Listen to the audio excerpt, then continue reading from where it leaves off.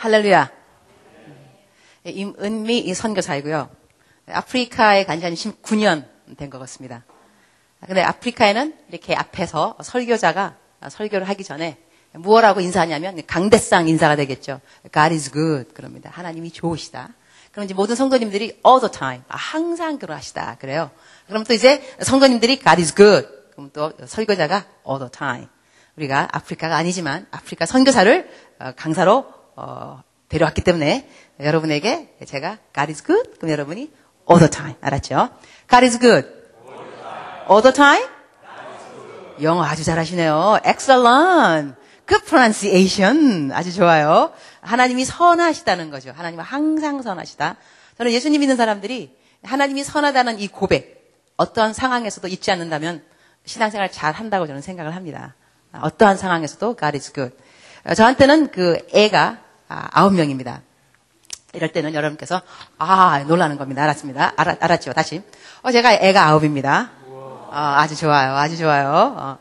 제가 그 재미교포로 고등학교 3학년 때 이민을 갔습니다. 그런 다음에 신학교에서 남편을 만났는데 미국 사람 만났습니다. 근데 그 남편이 패션 모델 출신입니다. 그래서 키가 191. 그런 다음에 그 얼굴은 니콜라스 케이지하고 그 엘비스 프레슬리 반반 닮았습니다. 그러고 난 다음에 몸매는 완전히 쪼꼬렛 몸매. 근데 세월이 흘러서 쪼꼬렛이 녹아서 없어졌습니다. 그럼에도 불구하고 지금도 남편은 쪼꼬렛 몸매를 자랑하고 있는데 애가 왜 9명이냐면 친딸은 이제 하나입니다. CCM 가수 하고 있고요. 친딸. 근데 이제 그 양 아들 7명하고 양딸 하나. 다 아프리카 아이들이죠. 그래갖고 애가 이제 9명인데 이 아이들 이제 키우면서 그다음에 그 아이들 이제 키우기 전에 제가 아프리카를 가게 되었을 때 지금 한 사람의 이게 중요성, 내가 한 사람을 만나서 무엇을 배웠는가, 한 사람이 왜 중요한가, 그걸 제가 이야기하고 싶은데요. 아프리카 처음 갈 때, 그러니까 19년 전이죠. 인터뷰를 받았습니다. 선교사가 되고 싶으냐? 왜 아프리카를 가고 싶으냐? 그래서 저한테 저희 담임 목사님이 이렇게 뭐라고 물어봤냐면, 제가 여의도 순복음교회, 제가 파송 선교사입니다. 그때 제 담임 목사님이 조영기 목사님이셨죠. 저를 앞에 앉혀놓고, 자매님, 아프리카라는 곳이 굉장히 위험한 곳인데 가시겠습니까? 그래서 제가 이렇게 대답했습니다. 목사님, 제가요, 신학교 다닐 때 우리 교수님이 그러시더라고요. 하나님의 뜻이 있는 곳이 가장 안전한 곳이다. 하나님의 뜻이 없는 곳에 가면 위험하다. 저는요, 지금 아프리카를 가지 않으면 위험합니다. 전 제가 생각해도 대답을 너무 잘한 것 같아요. 너무 쌈박하지 않습니까? 그래서 제가 했더니 목사님이 감동 먹으셨어요. 내가 지금 아프리카를 가지 않으면 나는 위험하다. 하나님의 뜻이 있는 곳이 가장 안전하다. 그래서 그 자리에서 그야말로 2분 만에 저는 그 파송을 받은 사람입니다. 나중에 알았는데 저희 교회는 원주민 선교사 파송받는 것이 굉장히 까다로운 것이라고 합니다. 그러나 저는 2분 만에 그냥 그대로 합격을 하고 우리 목사님이 밖에 문을 여시더니 사명감 있는 것들이 보내 이렇게 해갖고 그 자리에서 파송 이제 안수받고 그런 다음에 이제 아프리카를 가게 됐는데요. 제가 아프리카를 갔을 때는 처음에 이 목회자들, 그러니까 그야말로 전도사님들, 목사님들 그런 분들이 아프리카는 한 1%, 그러니까 4%만 신학교 과정을 밟았다. 그래서 그분들에게 신학교 과정을 가르쳐주는 이제 교수로 제가 처음 가게 되었어요. 가게 됐는데 그때 제가 이제 어떠한 것을 이제 배우게 되었냐면 제가 처음에 갔을 때는 이렇게 많은 사람들에게 영향력을 미치는 이제 그러한 사람이 되려고 제가 간 겁니다. 많은 사람들에게 영향을 미치려고. 근데 갔는데 제가 처음 가서 만났던 사람은 많은 사람들이 사실 아니었고 그 연구소, 제가 가르쳐야 되는 그 학교, 거기에 경비원을 만나게 되었습니다. 경비원을 만났는데 그 경비원이 책을 잡고 있었어요. 내가 이제 물어봤죠. 책 읽기를 좋아하느냐? 좋아한다. 그런데 예수님을 믿느냐? 물었더니 half and half. 그래서 자기가 카톨릭이라는 거예요. 그래서 내가 그러면 나한테 있는 책들이 다 예수님에 대한 것밖에 없는데 읽으러 오겠느냐? 읽으러 오겠다. 그래서 제가 그 사람에게 계속해서 이 책을 이제 빌려주게 되었어요. 한 권씩, 두 권씩. 그러다가 이제 이 사람이 그 책에 대해서 책을 읽다가 사람의 원죄가 무엇인가 질문이 생겨서 제가 설명을 해주다가 이분한테 예수님을 그대로 복음을 증거하고 예수님 영접 기도를 하게 되었어요. 근데 이 사람이 어느 날, 그 책을 다 읽고 또 딴 책 빌리러 와가지고, 사무실을 나가면서 저한테 물어보더라고요. 왜 하나님께서 선교사님을 머나먼 미국 땅에서, 제가 재미있게 보니까 미국 땅에서 아프리카로 보냈다고 생각하느냐? 그러니까 제가 대답 어떻게 줬냐면 내가 온 이유는 이 나라의 목회자들에게 하나님의 말씀을 잘 가르쳐서 이 영성, 이분의 그 영성에 내가 영향력을 미치는 사람이 되어서 결국은 이 목회자들이 또 여기에 있는 성도들에게 영향을 미치면 나는 어마어마한 영향력 있는 선교사가 될 거다. 그래서 왔다. 제 말을 했죠. 그랬더니 그 사람이 하는 말이 I don't think so. 그렇게 생각하지 않는다. So I said, what do you think? 어떻게 생각하느냐? He said, I believe. 내가 믿기로는 you came all the way from America to Africa because of me. 나를 위함이라는 거죠. 하나님이 당신을 미국 땅에서 아프리카로 보내준 이유는 나를 위함이라. 한 사람이잖아요. 나는 이제 그 사람이 제 사무실 나가고 난 다음에 한참 생각을 했어요. 아닌데. 내가 왜 한 사람을 위해서 와? 나는 여러 사람, 더 나가서 많은 사람, 더 나가서 하나님 허락하시면 모든 사람, 그런 사람에게 영향력을 미치려고 왔지 사실 한 사람은 아니었거든요. 그럼에도 불구하고 이 사람이 믿는 바는 하나님이 당신을 이 땅에 보낸 이유는 나 하나 때문이라는 거죠. 나 하나. 그래서 그 사람이 제 사무실 나가고 난 다음에 여러 가지 생각을 하게 되었습니다. 한 사람이 얼마만큼 소중하길래 그야말로 하나님이 나란 사람을 다른 나라에서 이렇게 옮겨서 이 나라에 데리고 와서 저 한 사람 전도하게 했을까. 나중에는요, 그 사람이 신학교를 가게 됩니다. 그 사람 이름이 토니인데 신학교를 가게 되고 그런 다음에 딸을 낳고 그때는 결혼 안 했었는데 딸을 낳고 난 다음에 저한테 와서 그러더라고요. 내 딸 낳았는데 이름 뭐라 그런지 아냐고. 나 모른다고. 제 미국 이름이 유니스예요, 유니스. 근데 내 딸 이름이 유니스이다. 근데 왜 딸 이름을 유니스라 했느냐? 나에게 하나님을 만나게 해준, 예수님을 만나게 해준 우리 선교사님 이 땅을 떠나가더라도 꼭 기억하고 싶어서 내 딸 이름을 유니스라고 했다 그랬어요. 그다음 나중에 신학을 가게 됐는데 그 한 사람을 제가 경험하게 되면서 하나님은 왜 나를 선교사로 보냈는가를 생각해 볼 때요. 저는 I believe, 제가 믿기로는 하나님이 우리들에게 허락하는 모든 환경, 그 다음에 만나는 모든 사람들, 이를 통해서 하나님은 무엇을 가르치기 원하는가? 저는 하나님이 우리를 얼마만큼 사랑하는가를 가르친다고 생각합니다. 하나님이 나를 얼마만큼 사랑하는가? 근데 하나님이 나를 너무 사랑하기 때문에 저로서는 선교사가 되는 것이 하나님이 보시기에는 하나님의 사랑을 나누는데 가장 적합한 직업이었던 것입니다. 직업으로 따진다면 내가 하고 가는 거 딴 거 할 수 있는데 왜 하나님은 나를 케냐에 선교사로 보내셨을까? 하나님이 나를 얼마만큼 사랑하는가를 케냐에 가서 이 한 사람을 만나기 때문에 한 사람이 이렇게 소중한데 이렇게 소중한 한 사람 나를 만나게 하신 하나님, 이 한 사람의 소중함을 가르쳐 준 하나님. 내가 선교사가 아니었으면 이걸 배웠을까? 선교사가 되었으니까 이러한 레슨을 알게 되었구나. 너무너무 감사하다. 그러니까 하나님이 하나님의 가장 소중한 마음, 하나님의 한 영혼을 얼마만큼 소중히 여기는가를 저에게 제가 선교사가 되고 난 다음에 선교지에 가서 선교지에 있는 한 현지인을 만남으로 말미암아 가르쳐 주신 것이죠.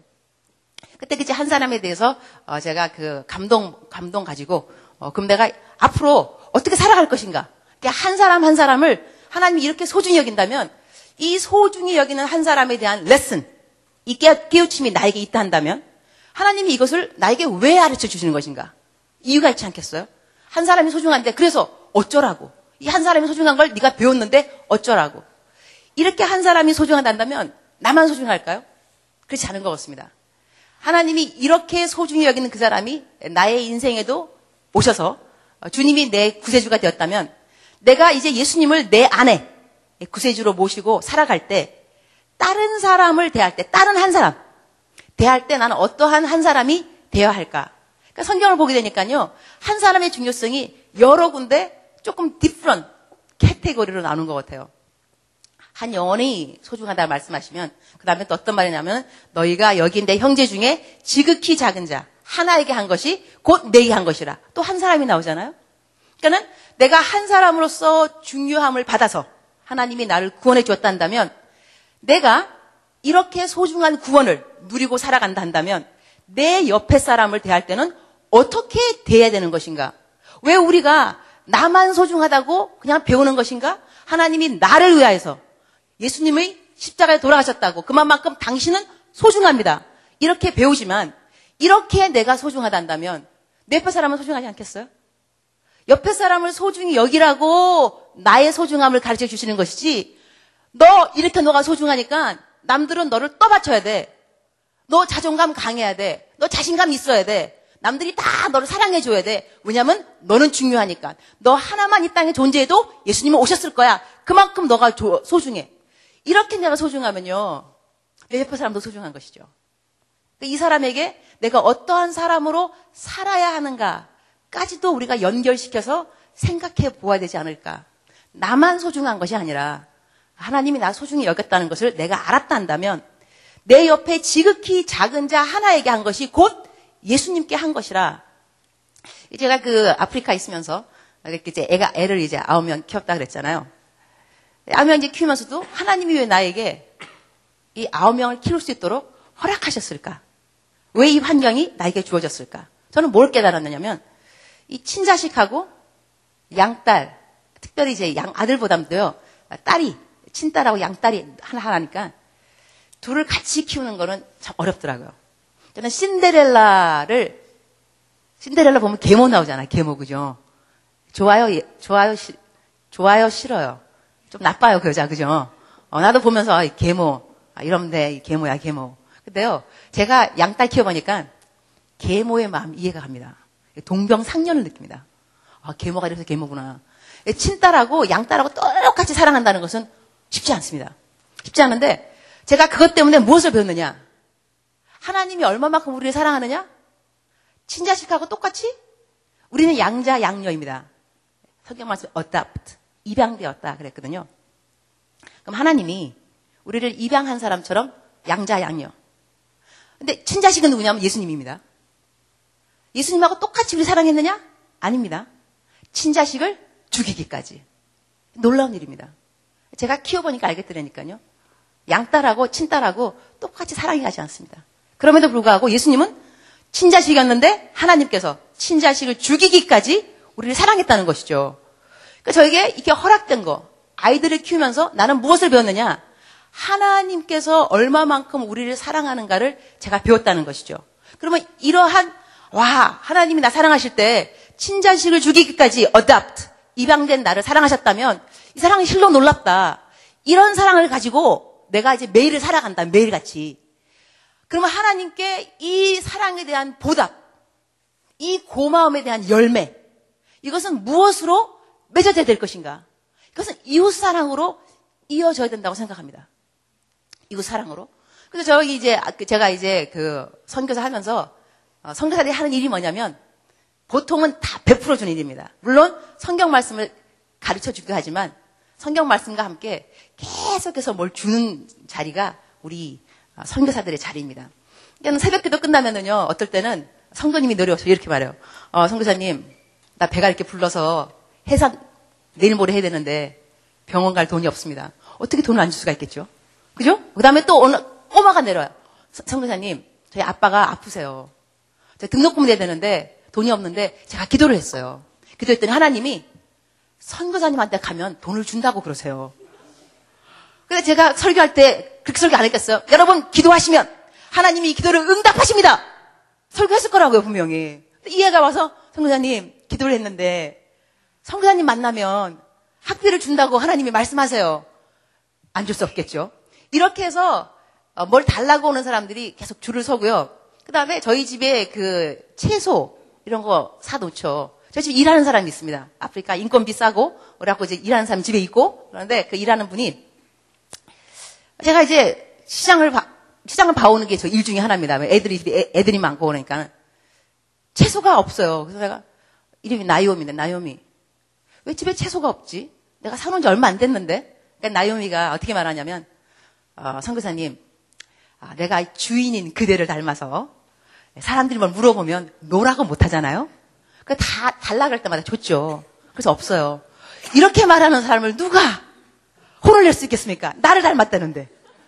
주인인 나를 닮아서 노라고 못하지 않겠어요? 그러니까 누가 와서 뭘 달라 그러냐면요, 현지인들 오셔서 그냥 채소 하나입니다. 토마토, 담아내기, 당근, 그 다음에 우갈이라고 옥수수 가루가 있어요. 이런 거 아주 간단한, 그러니까 자기네가 그날 먹어야 되는 조그만 것들입니다. 이거를 달라고 계속 오는 것이죠. 성령이 충만할 때는 괜찮습니다. 모든 사람 내게 오라, 모든 사람 내게 오라. 내게 있는 거 다, 하는데, 이 성령이 충만해지지 않을 때는 이제 짜증이 이제 나타나기 시작합니다. 그럼 이제, 왜 나에게만 와서 달라 그러냐? 내가 그냥 돈 주머니냐? 그 생각도 들고. 그래서 제가 부엌에다가 어떠한 그 성구를 붙여놓으냐면요. 너희가 여기, 다른 것도 아닙니다. 여기, 이 부엌에, 이 부엌. 여기, 내 형제 중에, 그러니까 저희 집에 오는 형제 중에 지극히 작은 자 하나에게 한 것이 곧 내게 한 것이라. 그러니까요, 누가 들어오더라도 이 사람이 영향력 있는 사람, 그런 사람 아니고 지극히 작은 자 하나. 저희 집에는 보이, 소년이 들어올 때도 있고요. 저희 집에서 일하는 딸은, 꼬마가 올 때도 있고 와가지고, 성사님, 오늘 토마토 한 개 주세요. 이럴 때 지극히 작은 자 하나에게 한 것이 곧 예수님께 한 거라고 예수님이 성경 말씀에 말씀하신 거예요. 이거를 왜 붙여놨냐면, 이거 안 붙여놓으면 자꾸 잊어먹더라고요. 근데 이제 붙여놓으니까 들어올 때마다 생각하는 거야. 그래, 여기, 내 부엌에. 내 부엌에 들어온 지극히 작은 자 하나에게 한 것이 곧 예수님께 한 것이라. 한 사람이잖아요, 한 사람? 그럼 내가 하나님으로부터 소중하게 여김받은 한 사람이라 한다면 나에게 오는 모든 사람들의 소중함을 나는 얼마만큼 인지하고 있는가, 그리고 인정하고 있는가, 그대로 행하는가. 하나님이 우리들을 왜 구원해 주셨는가. 물론 우리가 의로 구원은 받지 않지만요, 예수님의 그 은혜로 구원받고 난 다음에는, 그 다음에는 선행은 따라야 됩니다. 이웃을 어떻게 돌아보는가는 지극히 당연하게 와야 되는 우리 구원의 열매라고 생각합니다. 그러니까 내가 매일같이 살아가면서 우리는 사람을 만나게 되어 있습니다. 매일같이 사람을 만납니다. 그리고 말을 하게 됩니다. 그리고 그 사람을 대우하게 되어 있습니다. 성경 말씀에 대접받고자 하는 대로 남을 대접해 주라 그랬거든요. 그러니까 한 사람의 중요성도 내가 만나는 모든 사람들이 예수님이다 생각한다면 만나는 사람이 소중히 여겨지겠죠. 그리고 아브라함 링컨은 나이가 40이 넘고 나면은 그 사람이 자기 얼굴에 대해서 책임을 지라 그랬습니다. 나이가 왜 40이 넘고 난 다음엔 자기 얼굴에 책임을 지는 사람이 되어야 된다고 말을 했을까 싶습니다. 제 생각에는 나이가 많이 넘으면 우리들의 마음속에 있던 것들이 밖으로 나오는 때가 아닌가 싶습니다. 그래서 교양, 그 다음에 우아함, 여자들이 한다면 인격, 이런 것은 나이가 많이 넘으면 다 이제 울어서 속에 있던 것들이 밖으로 나오는 때가 아닌가. 그래서 우리가 이 나이가 되면 많이 넘고 난다면은 많은 사람들한테 이런 말 듣고 싶어 할 겁니다. 존경합니다. 그리고 당신은 내 롤 모델입니다. 닮고 싶습니다. 이런 말 들으면 좋겠죠. 존경받는다는 거 좋습니다. 그런데 나는 만나는 몇 명의 사람들에게 존경받는다는 말을 들었는지 모르겠지만 나는 과연 내가 만나는 사람을 몇 명이나 존경하는 사람이 되었는가. 우리가 젊었을 때는요, 영웅이 필요합니다. 한 사람. 와, 영웅이다. 인기 스타, 연예인, 사인 받자. 나이가 들고 난다면은 꼭 영웅이 필요하기보다는요, 내가 만나는 모든 사람을 영웅으로 여기는 마음이 필요한 것 같습니다. 그러니까 내가 소중히 여김을 받고 싶은 만큼이나 나는 다른 사람을 소중히 여기는 사람이 되었는지. 저도 이제 19년 된 선교사로서 스스로를 생각해 보면요, 나는 이 나이가 되어서 이 시대, 이 19년이라는 세월을 선교지에 있으면서 얼마만큼 존경받는 선교사가 되었을까? 얼마나 많은 현지인들이 나를 사랑한다고 말하는, 선교사님 너무 좋아요. 몇 명이 그렇게 말할 수 있을까? 퍼센테이지 따져본다면 이것이 중요한가? 아니면 나는 이 세월 동안 내가 만난 현지인들, 처음 내가 아프리카 왔을 때 만났던 사람들에 비해서 몇 퍼센트 나는 더 그들을 존중하는 선교사가 되었는가? 그들의 포텐셜, 그들의 가능성, 이전에 보았던 것보다 지금 나는 만나는 모든 사람들에게 그들의 가능성을 보고 있는가? 아니면 지금은 아유 지쳤어. 뭐가 안 돼. 구제불능. 뭐 안 바뀌어. 뭐를 해도 안 바뀌어. 도대체 깝깝한가 짜증이 올라갔는지, 아니면 그들을 존중히 여기고 무례히 대하지 아니하고 이전보다 더 많은 현지인들이 나에게 더 소중하고 더 존귀하게 여겨지고 이러한 사람이 내가 되었는가 생각을 해보게 됩니다. 그러니까 제가 지금까지 했던 말을 조금만 써머리 한다면 하나님은 우리 한 사람 한 사람을 너무너무 소중히 여긴다. 내가 그 한 사람 소중히 여기는 사람으로 찾아짐이 되어졌다 한다면 나는 내 이웃을 어떤 사람으로 여겨야 할까? 지극히 작은 자 하나에게 한 사람에게 한 것이 곧 예수님에게 한 것이다. 이러한 것을 늘 내 마음에 담고 살아가는 자세는 필요하다. 그러고 난 다음에 우리가 또 하나님께서 그러면 나는 소중한 사람, 내 옆에 있는 사람도 소중한 사람. 하나님이 앞으로 계속해서 다른 소중한 사람들을 찾게 하기 위해서 하나님은 어떠한 한 사람을 찾고 계실까? 예레미야서 5장 1절에 보게 되면요. 이런 말씀 또 한 사람 이야기 나옵니다. 성경 말씀을 쭉 보면 한 사람이란 그 단어가 꽤 자주 나옵니다. 하지만 조금 그 카테고리가 틀립니다. 한 사람, 한 사람, 한 사람. 제가 지금 세 번째 말하고 싶은 한 사람은 이렇게 소중한 사람으로 발견되어서 소중한 사람들을 대우하면서 살아가는 여러분들. 하나님은 더 많은 소중한 사람들을 찾기 위해서 어떠한 한 사람을 찾고 있는가? 예레미야서에 보게 되면 예루살렘의 넓은 거리를, 이 바쁜 거리를 왔다 갔다 해봐라. 그리고 한 사람을 찾아봐라. 누구인가? 정의를 행하고 진리를 추구하는 자. 그 한 사람을 찾으면 내가 이 도시를 용서하리라. 이 도시를 용서하리라. 한 사람입니다. 여러 사람이 아니고 한 사람이라는 거죠.